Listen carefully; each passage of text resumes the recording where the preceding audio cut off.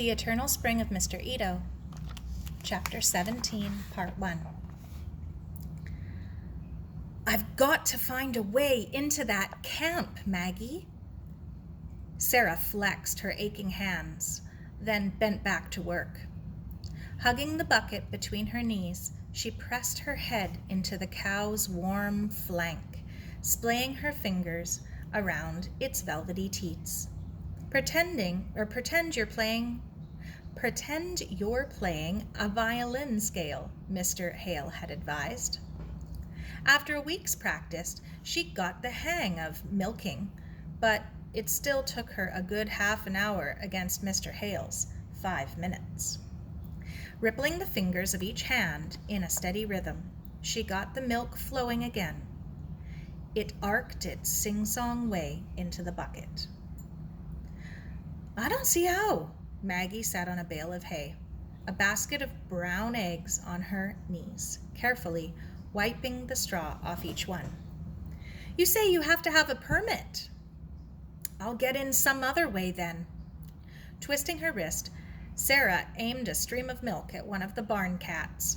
He caught it expertly in his mouth. I'm going to get the Aiguromatsu back to the Itos, or bust. It was fate that made us bring it here, Maggie. Now it's got this far, I must take it the rest of the way. Maggie shook her head doubtfully. How are you going to do that then? Sara frowned in thought, ducking her face to avoid the swish of the cow's tail. It caught in her hair gently, almost affectionately, as the cow shifted in her stanchion. Whoa, Juno, she said. Whoa, girl. How was she going to get into the Slocan City camp? As she worked the milk into the bucket, a plan formed in her mind. The camp's just the other side of town, she said. And I know the Japanese are allowed into town because Helen Ito said so in her letter. Are you going to give it to one of them? Asked Maggie. No, Sara said. It's so beautiful, they might keep it and never pass it on to the Mrs. Ito. No, I must put it in her hands myself. How?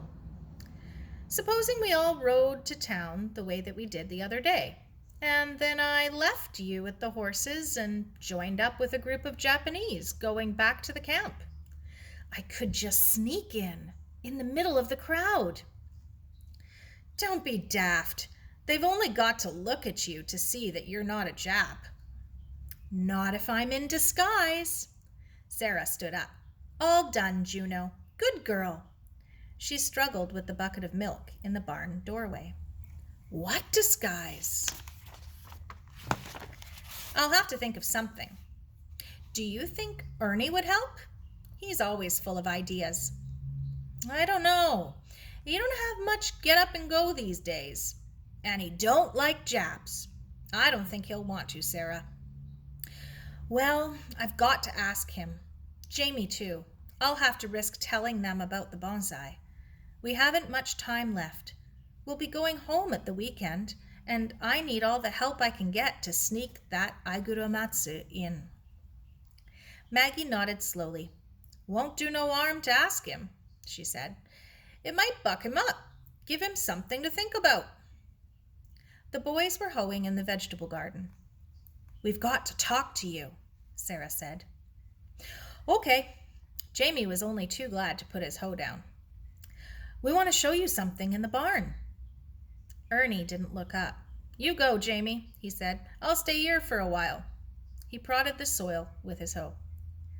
We want you too, Ernie. It's important, Sara pleaded. I need your help with something. Please, Ernie, be a chum. He sighed. Keep your air on. I'll come if you want. He followed them, dragging his hoe behind him. Sara led the way to the tack room and pulled the Aiguromatsu out of its hiding place. The boys stared at it, and Ernie pushed forward. Blimey, he breathed. It looks 200 years old. It probably is, Sara said. Whose is it? Jamie asked. Sara hesitated. Supposing Jamie told Uncle Duncan, but there was nothing Uncle Duncan could do to Mr. Ito now. She swallowed hard and launched into the whole story of Uncle Duncan and the bonsai and Mr. Ito and the aiguromatsu. She finished by telling them what had finally happened in the cave. Silence fell. Sunshine streamed through the window and dust motes floated in its beams around the aiguromatsu. The lonely cave above Hommelsen seemed unreal, a fairy tale place, and the ancient aiguromatsu an alien refugee here among the soft-eyed cows and gentle horses and clucking hens. I've got to get it back to the Itos, don't you see? I promised Mr. Ito I would, Sara said. Will you help me?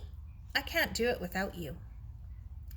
That old tree's really been through it, Jamie said slowly. It has, Jamie, and we can't stop now. It's lived so long, and it's come so far. This can't be the end of the road for it, not when the Itos are just a few miles away. We've got to take it to them. It has to go on to George, and then to his son. But it ain't right to help Japs like that, Ernie objected. That's giving aid and comfort to the enemy, that is. You know as well as I do the Itos aren't the enemy. Anyway, the aiguromatsu has nothing to do with this stupid war. That's true, Ernie, Jamie said. And remember the day we went aground at the point? George Ito was the one who saved us. I vote we help. Ernie frowned. Sara held her breath. Then he nodded slowly. Righto, let's have a go. Thanks, mate, Sara said. They smiled at each other.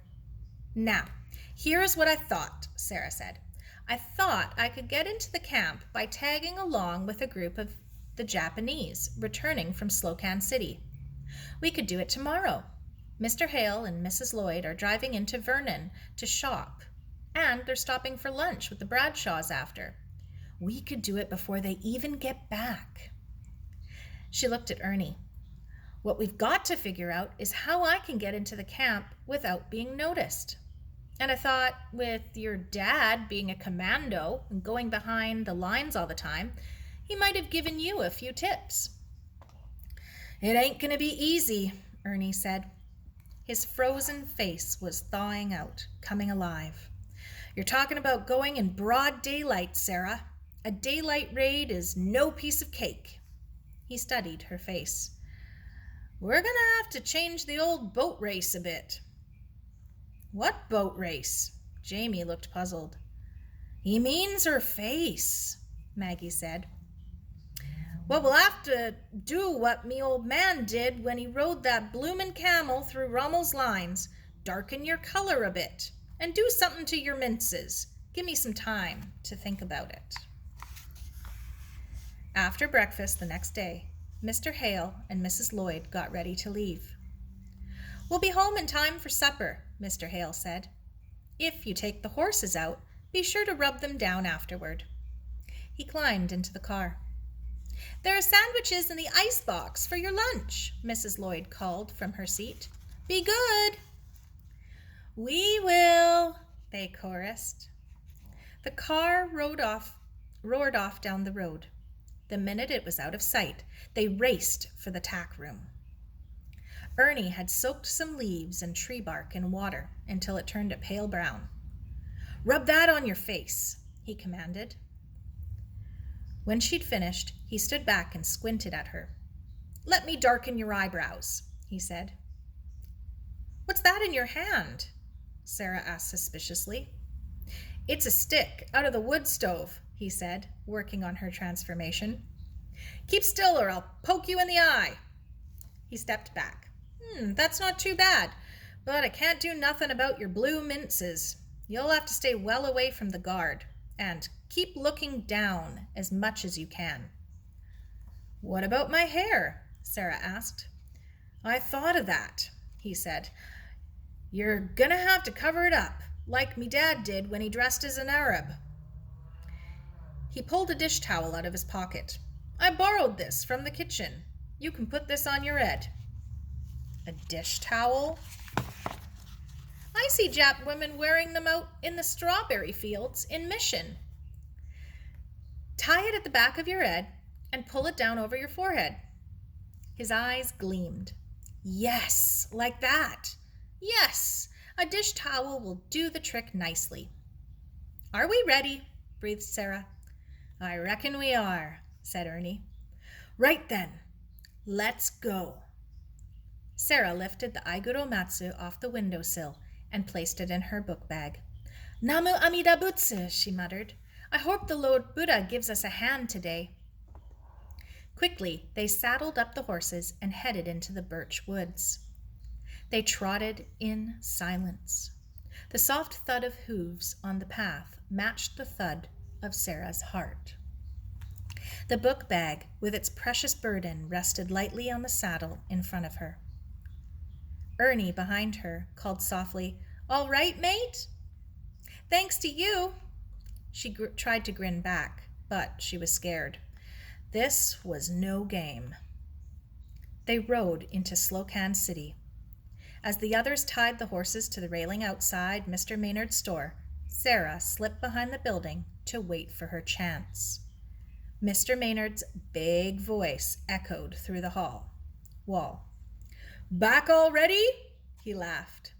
My cream sodas must taste pretty special to bring you into town twice in 1 week. Sit down, kids, and rest yourselves.